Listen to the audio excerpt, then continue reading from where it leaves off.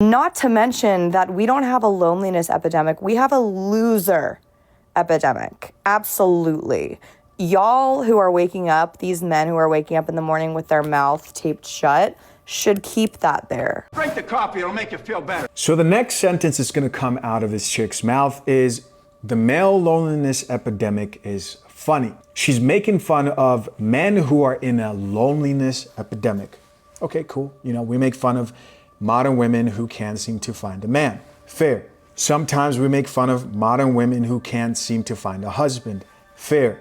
But what you're really about to see here, man, is how out of touch these chicks are when it comes to their future as they age. As somebody who took care of the elderly for many years, I have a whole different perspective on this, which is a tough pill for a lot of women and men to swallow, about why family and marriage is important, why some people may regret that later on in life. But then she says a whole lot of other stuff here that I want to also address. Let's keep listening. Start there. Male loneliness epidemic is funny because at no time do the cat ladies ever get worried that they're going to die alone. They're not going to die alone. They're not even going to die alone just with their cats. I know for a fact that if I ever was in a hospice situation, something horrible happened to me, I couldn't advocate for myself. Right. Right? Like a lot of people end up in those situations and all they want and need is someone to be there.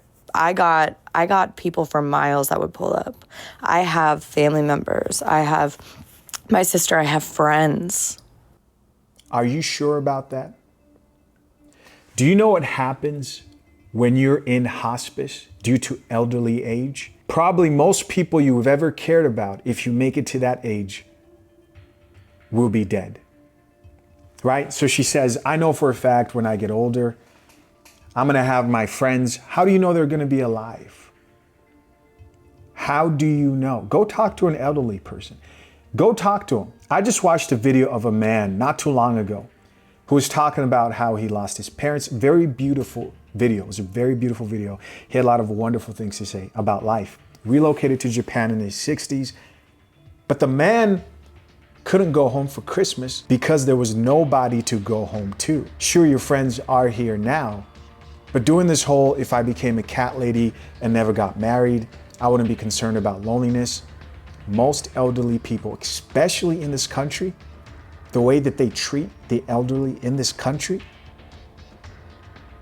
they're miserable.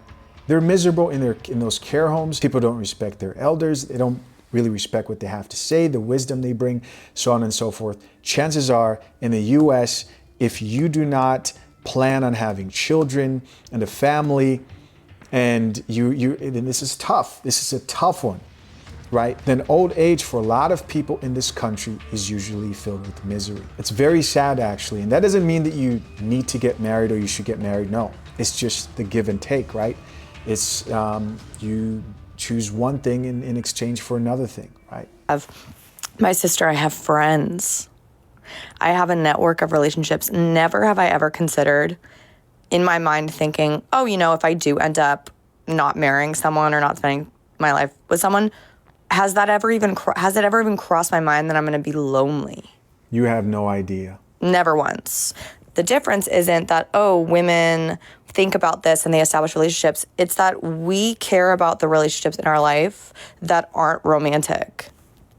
Think about that. We don't treat our friendships, our families, our nieces, nephews, anyone, even like coworkers to a certain extent when you get close with them, like they're there as placeholders until you find a marriage. Male loneliness epidemic will be solved if y'all just make friends and keep them. Or have friends that aren't just shallow and superficial and you can't even call on the phone when you're having a bad day. Dumb statement. Dumb statement, and I'm going to tell you exactly why it's dumb.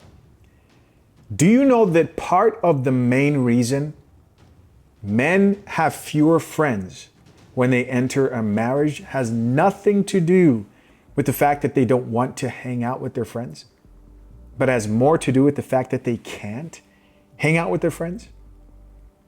When a man enters a relationship, specifically if he's in a marriage, chances are in most cases, even today, he's expected to provide for his family. He is the sole provider for that family. Now, that doesn't mean that the woman doesn't help, but the majority of breadwinners today, while things are changing, right, are still men. And so what does that mean? Many times, a man understanding that the responsibility to provide for his family, which a good woman and children will appreciate, and there's nothing wrong with that.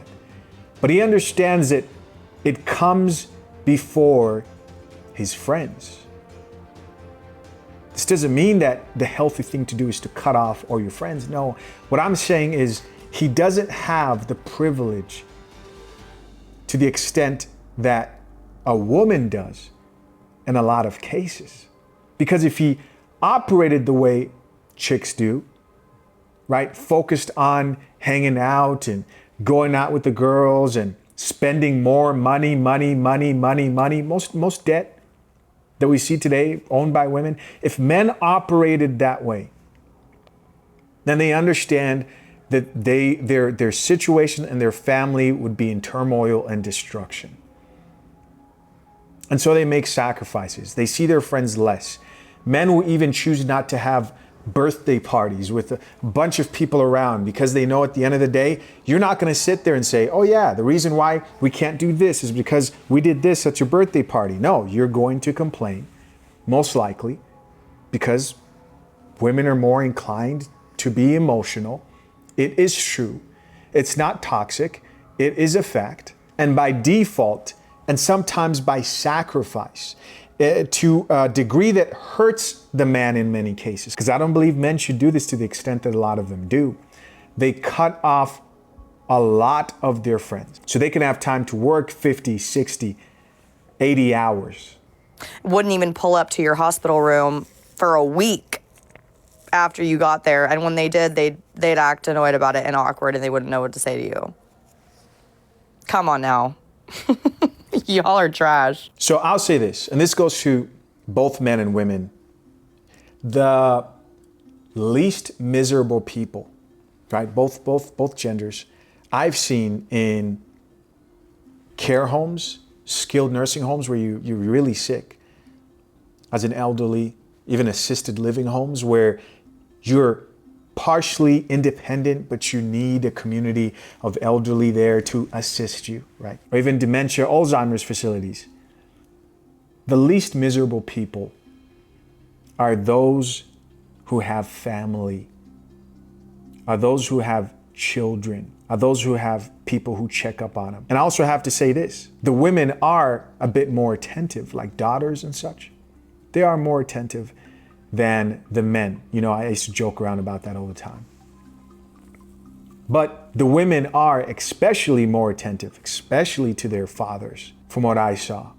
You know, you have a man there and his daughters are coming and check on him. Oh man, they protect that man like crazy.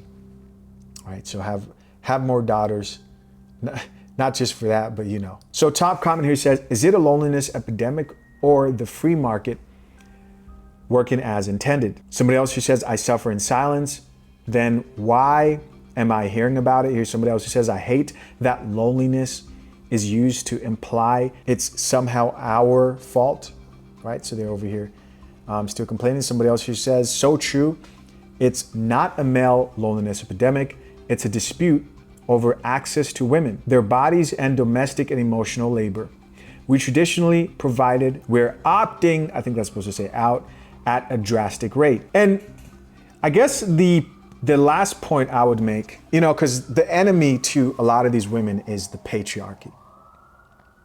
And there's only one question. Which society has produced the best fruit?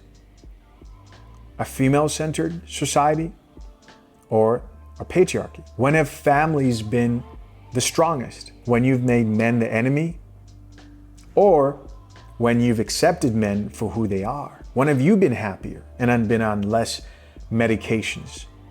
When have young children have the least mental illnesses? All these things matter. Guys, of course, I'm curious to know what you think. Leave your comments down below. Appreciate you. We'll talk soon. I'm out. Peace.